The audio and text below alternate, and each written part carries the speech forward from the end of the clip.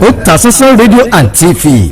ẹni tí í ṣe gómìnà ìpínlẹ̀ Èkìtì Abíọ́dún Oyèbánjí ti ṣe àbẹ̀wò sí àwọn ọmọ akẹ́kọ̀ọ́ iléèwé Apostolic School tí wọ́n gba ìtúsílẹ̀ kúrò lọ́wọ́ àwọn ajínigbé nílé ìwòsàn ẹ̀kọ́ṣẹ́ ìṣègùn ti fásitì Adó-Èkìtì ni gómìnà Oyèbánjí ti bá àwọn oníròyìn sọ̀rọ̀.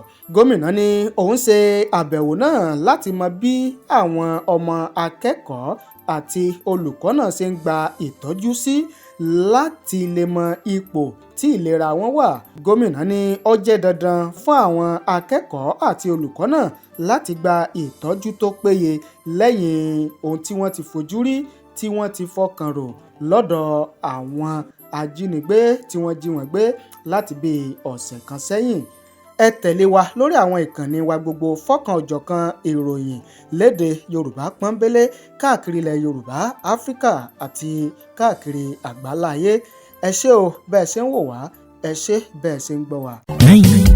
Otasansan Media àtúntìdé o níbikíbi nígbàkúgbà iṣẹ́ wa ó kárí ayé. Otasansan Media ilé-iṣẹ́ tí Èdùmàrè gbé kalẹ̀ fún gbogbo ẹni ó fẹ́ ṣe ayẹyẹ bíi wedding, birthday, funeral, coronation, anniversary, concert, product launch àti bẹ́ẹ̀ bẹ́ẹ̀ lọ. Àwọn irinṣẹ́ wa kọjá bẹ́ẹ̀. Professional camera wa mú sánsán. Lighting wa mọ́lẹ̀ kedere. Sound wa já tòròtò. Drone camera wa wúni lórí. Editing wa ò lẹ́gbẹ́. Finishing wa kọjá bẹ́ẹ̀. Bẹ́ẹ̀ làwọn òṣìṣẹ́ wa kọ́ṣẹ́mọṣẹ́ pẹ̀lú ìrírí bá a ṣe gbé kámẹ́rà ya áńgù lóríṣiríṣi. Kódà bẹ́ẹ̀ fẹ́ ṣe documentary. Ẹ pè wá kábàáyé gbé kalẹ̀ lára ọ̀tọ̀. Pẹ̀lú owó tí ò gún pa. Àtúnbáni ṣe MC lóde ayẹyẹ gbogbo.